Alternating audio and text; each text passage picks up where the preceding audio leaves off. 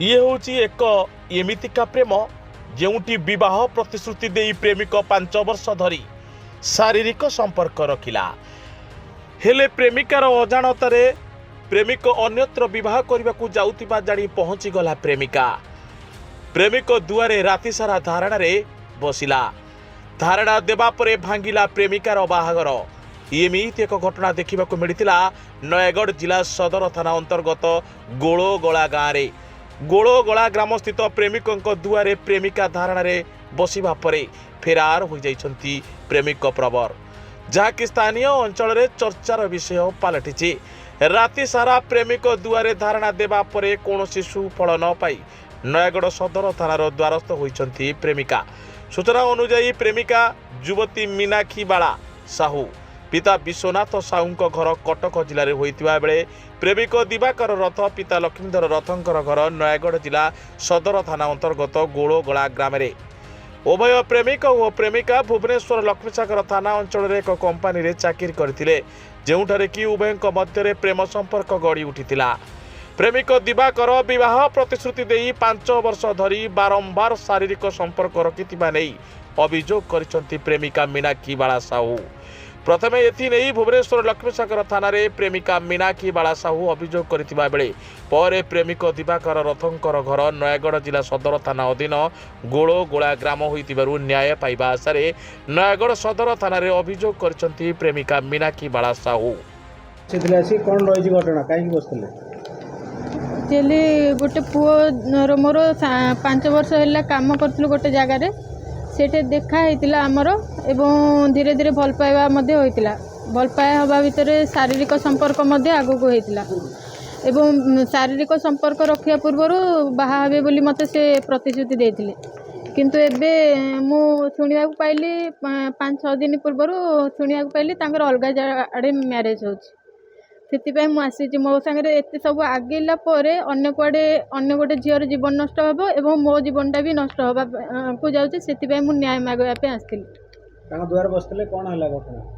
घरे कहली समस्त आगे बापा माँ आगे रिलेटिव्स किसी लोक थे आगे पचारे सब जिनस कि कौन से राजी होते जे हाँ ता सहित मोर शारीरिक संपर्क हरिका होली एवं से समय माउसी जड़े थिले से ठारिके बाहर को पठे देथिले एवं कुआडे पठे थिले पर्यंत से आसुना सामना को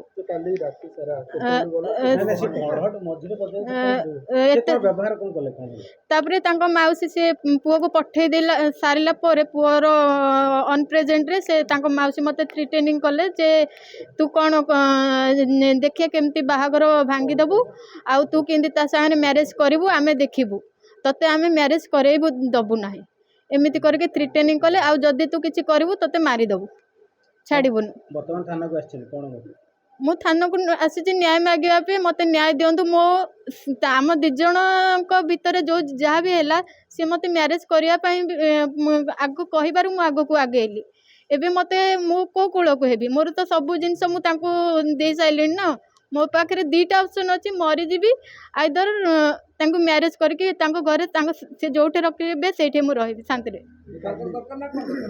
आज्ञा मु सेठे तांको संगे मैरिज करिया कि पुओ संगे दिवाकर रथ जी तांको संगे मैरिज करिया को चाहूची एवं जदि से राजी न होबे मो पाखे ऑप्शन आ किछि नै सुसाइड करबा छडा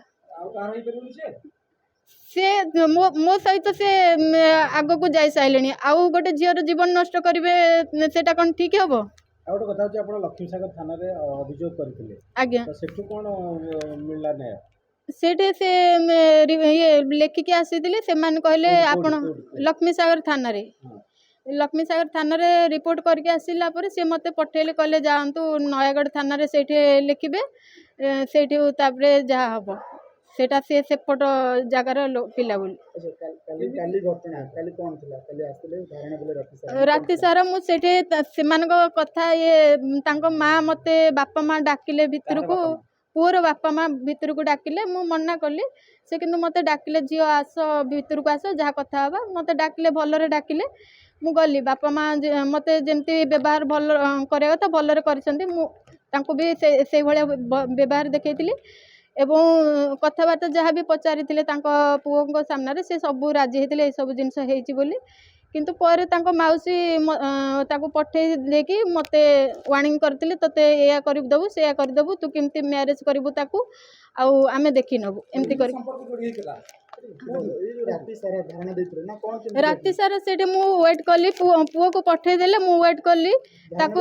ହଁ, ପୁଅକୁ ପୁରା ସେ ଦିନ ବେଳୁ ପୁରା ରାତି ସାରା ସେଠି ଥଣ୍ଡାରେ ବସିଲି। ଏବଂ ହଁ, ସନ୍ଧ୍ୟାବେଳେ ମୁଁ ତାପରେ ବାହାରିକି ଆସୁଥିଲି ଅଲଗା କେଉଁଠି ଗୋଟେ ରହିବି ବୋଲି, ଅଲଗା ଜାଗାରେ କେଉଁଠି ରହିବି ବୋଲି। ତାଙ୍କ ମାଉସୀ ମୋତେ ଆହୁରି ପୁଣି ହେଇଠି ୱାର୍ଣ୍ଣିଂ କଲେ, ସେ ସୁଇସାଇଡ଼୍ କରିବାକୁ ଯାଉଛି, ଯଦି ତାର କିଛି ହେବ ସେ ତତେ ଆମେ ଛାଡ଼ିବୁନି ଏମିତି କହିଲେ। ମୁଁ ଫେରୁଥିଲି ଅଲଗା ଜାଗାରେ ରହିବା ପାଇଁ, ସେ ମୋତେ ହେଇଠି ଧମକେଇଲେ। ମୁଁ କହିଲି ସିଏ, ମୁଁ ତାପରେ ଯେତେବେଳେ ଶୁଣିଲି ସେ ସୁଇସାଇଡ଼୍ କ'ଣ ଏମିତି ସବୁ କହିଲେ, ମୁଁ କହିଲି ସିଏ ଯଦି ବଞ୍ଚିବେନି ତାହେଲେ ମୁଁ କାହିଁକି ମରିବି। ମୁଁ ଗୋଟେ ପେଟ୍ରୋଲ ବୋତଲ ନେଇଥିଲି, ମୁଁ ସେଇଠି ନିଜ ଉପରେ ଢାଳି ଦେଇଥିଲି। ଲୋକମାନେ ଛଡ଼େଇକି ଜବରଦସ୍ତି ମୋଠୁ ନେଇଯାଇଥିଲେ। ତାପରେ ମୁଁ ଜାଣିନି, କିଛି ସମୟ ମୋର ସେନ୍ସଲେସ୍ କ'ଣ ଯାଇଥିଲା ଆରି, ମୁଁ ଜାଣିନଥିଲି। ତାପରେ ମୁଁ ହେଇଠି ରାତି ସାରା ସେଇଠି ବସିଥିଲି। ହଁ, ପଇସା ବି ମୋତେ, ମୁଁ ଡାଇରେକ୍ଟ ମୋତେ କହିନାହାନ୍ତି, କିନ୍ତୁ ଇନଡାଇରେକ୍ଟଲି କାହା ମାଧ୍ୟମରେ ମୋତେ କହିଛନ୍ତି ତାର ଭରଣ ପୋଷଣ ଆମେ ଦେବୁ, ଆଉ ସିଏ ଯାହା କହିବ ଯେତିକି ଦେବା କଥା ଆମେ ଦେବୁ, ଆଉ ସେ ଏଠୁ ଚାଲିଯାଉ। ପୁଅ କେଉଁଠି ଅଛି, କୁଆଡ଼େ ପଠେଇ ଦେଇଛନ୍ତି ମୁଁ ଜାଣିନି। ନୟାଗଡ଼ ଜିଲ୍ଲାରୁ special bureau chief Pradipta Kumar ସାହୁଙ୍କ ରିପୋର୍ଟ, ସାଇ ସତ୍ୟ ନ୍ୟୁଜ୍।